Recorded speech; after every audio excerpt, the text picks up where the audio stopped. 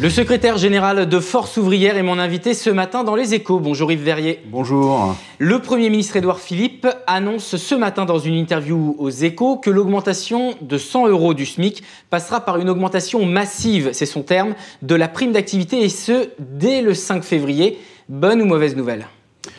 Pour ceux qui vont bénéficier des plus 100 €, c'est forcément une bonne nouvelle. Par contre, ça n'est pas vraiment la nouvelle que nous attendions, pas du tout même, parce que pour nous, c'est le SMIC lui-même, le taux horaire du SMIC qu'il fallait augmenter. Ça, c'est très important parce qu'à partir de là, on peut activer les négociations sur l'ensemble des grilles de salaire et nous pensons que c'est l'ensemble des salaires qui doivent augmenter. Donc, ça n'est pas la réponse qu'on attendait. Ceux qui vont en bénéficier, bien sûr, ce sera toujours bienvenu, mais ça ne va pas répondre à l'attente de la plupart et de la grande majorité des salariés, c'est clair. Mais le gouvernement et le Premier ministre disent qu'il a fallu trouver un équilibre pour donner du pouvoir d'achat aux salariés sans toucher à la compétitivité des entreprises. Muriel Pénicaud, avant même les premières annonces d'Emmanuel Macron, avait dit qu'augmenter le SMIC, ça détruirait des emplois. C'est le vieux débat qui ressort. C'est un vieux débat et moi j'ai expliqué qu'il fallait renverser les choses. Les salaires ne sont pas ni l'ennemi de l'économie, ni l'ennemi de l'emploi. Il faut absolument se rappeler qu'en France, la demande intérieure, c'est-à-dire la consommation poussée par le pouvoir d'achat et notamment le pouvoir d'achat des salaires, est un facteur de relance de l'économie et donc de création d'emplois. Ça pose un problème, effectivement, quand on nous renvoie systématiquement à la compétitivité, c'est la question de l'harmonisation au niveau européen, qu'on arrête de faire en sorte que ce soit moins cher de délocaliser son entreprise dans tel ou tel autre pays en Europe. Et il faut que l'Europe protège son industrie et protège les emplois. On a compris donc que cette mesure, elle est positive, mais pas exactement comme vous auriez souhaité qu'elle soit, c'est-à-dire par l'augmentation des salaires. Mais quand même, le gouvernement, donc en passant par la prime d'activité, d'un côté, ça ne va pas toucher toutes les personnes au SMIC parce que la prime d'activité dépend des revenus du foyer. De l'autre côté, le gouvernement dit qu'ils veulent un élargissement du nombre de personnes éligibles à la prime d'activité de sorte à ce que ça ne concerne pas 3,8 millions de foyers, mais 5 millions de foyers. Le gouvernement ne fait-il pas un geste plus fort qu'initialement prévu ?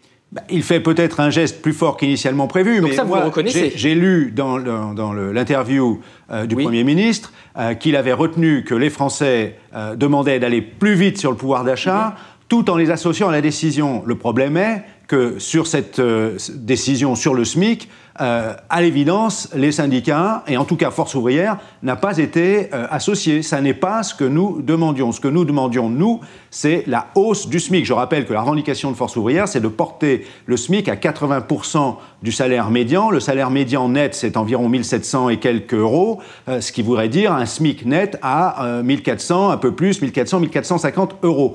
On n'y est pas et en tout cas, nous ne sommes pas satisfaits. Ce que nous allons faire tout de suite, c'est interpeller les entreprises parce que pour le moment, les entreprises, on rase gratis pour les entreprises. On fait systématiquement en sorte, et je ne suis pas du tout satisfait du fait que le Premier ministre explique qu'il fallait absolument éviter d'augmenter le coût du travail pour les entreprises. Nous allons poser les revendications, les cahiers de revendications sur les salaires dans les entreprises au niveau des branches et la base de 100 €, on va l'utiliser comme base de départ pour augmenter l'ensemble des grilles de salaire. Vous dites que vous, les syndicats, vous n'avez pas été associés à cette augmentation, à ces annonces justement, mais c'est aussi parce que les Gilets jaunes ne vous ont pas associé à son mouvement dès le départ. Ils ont préféré s'organiser sur Facebook plutôt que par les syndicats.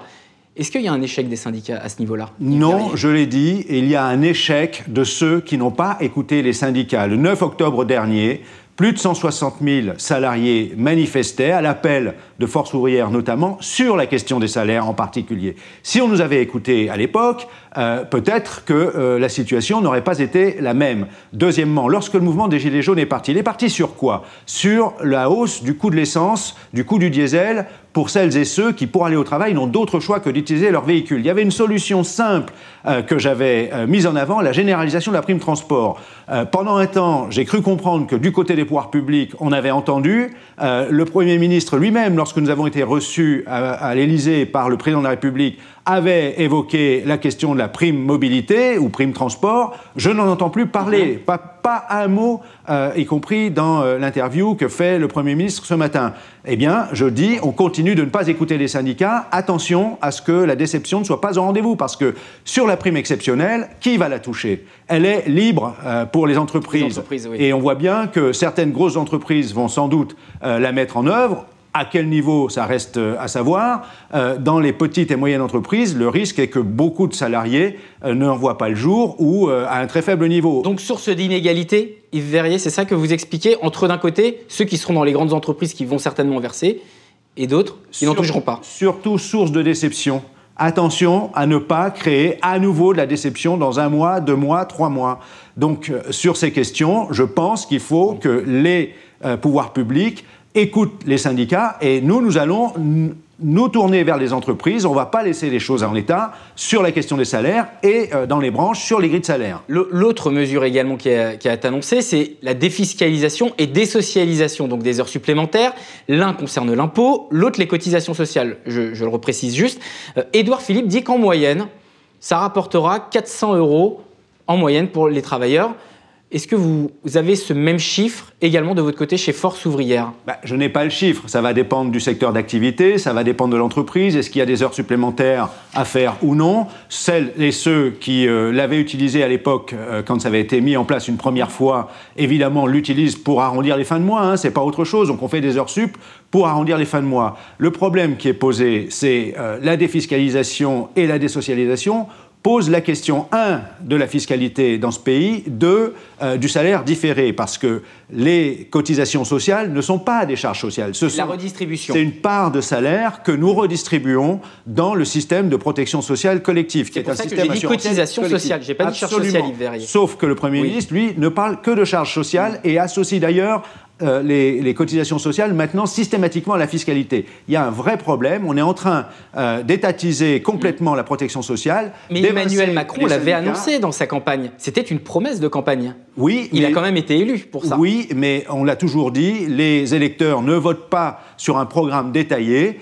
et n'approuvent pas forcément l'ensemble du programme détaillé. Parce que je ne suis pas sûr que si on posait le débat, puisqu'on parle beaucoup de référendum par exemple, si on posait le débat de la protection sociale collective, de l'assurance sociale telle qu'elle a été mise en place et Force Ouvrière a été partie prenante à la fois de la mise en place et de la gestion. Je l'ai dit, elle a rempli son office. Oui. Le système de santé français est un des meilleurs au monde. L'assurance chômage n'avait pas été créée pour 5 à 6 millions de demandeurs d'emploi. Pourtant, elle continue de remplir son office aujourd'hui. Donc ça veut dire que les programmes, finalement, selon vous, c'est pas important, c'est pas prioritaire, c'est pas premier dans une élection présidentielle, alors que c'est quand même la base d'un candidat. Que le candidat à une élection fasse par connaître son programme, évidemment, c'est une bonne chose. Ce que je dis, c'est que les électeurs ne votent pas forcément sur un programme détaillé. Un dernier mot sur les syndicats, Yves Verrier. On a commencé à en parler tout à l'heure sur les Gilets jaunes qui ont zappé, on peut dire un petit peu les syndicats, même si vous ne partagez pas tout à fait cette analyse. Il y a eu les résultats des élections professionnelles dans la fonction publique il y a une semaine. Dans la fonction publique, la CGT... dans son ensemble, reste numéro 1. Mais si on prend et fonction publique et le secteur privé, c'est la CFDT, qualifiée de syndicat réformiste, qui est numéro 1. Alors vous contestez un petit peu ces chiffres, vous dites qu'il y a un coup de com', mais quand même, y a-t-il pas un vent plutôt favorable pour la réforme, en faveur, qui pourrait être favorable à Emmanuel Macron ?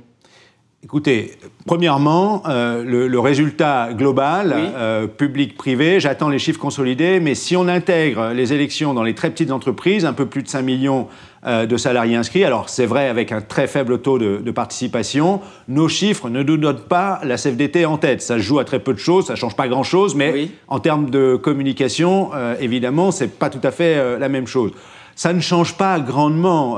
Force Ouvrière, globalement, augmente un peu, et en particulier dans un secteur comme celui de la santé, le secteur hospitalier, Force Ouvrière a conquis la 2e place devant la CFDT. Or, c'est un secteur sous tension, où les conditions de travail sont très dures, du fait des contraintes budgétaires qui pèsent sur le secteur hospitalier, et là, c'est Force Ouvrière qui passe devant la CFDT. Donc, voilà, je ne crois pas qu'on puisse tirer de conclusions générales sur des orientations syndicales à partir de ces résultats électoraux. Toute dernière question, Yves Verrier, parce qu'on en oublierait presque qu'il y a des réformes en cours qui avaient été promises et qui sont en train d'être menées par le gouvernement.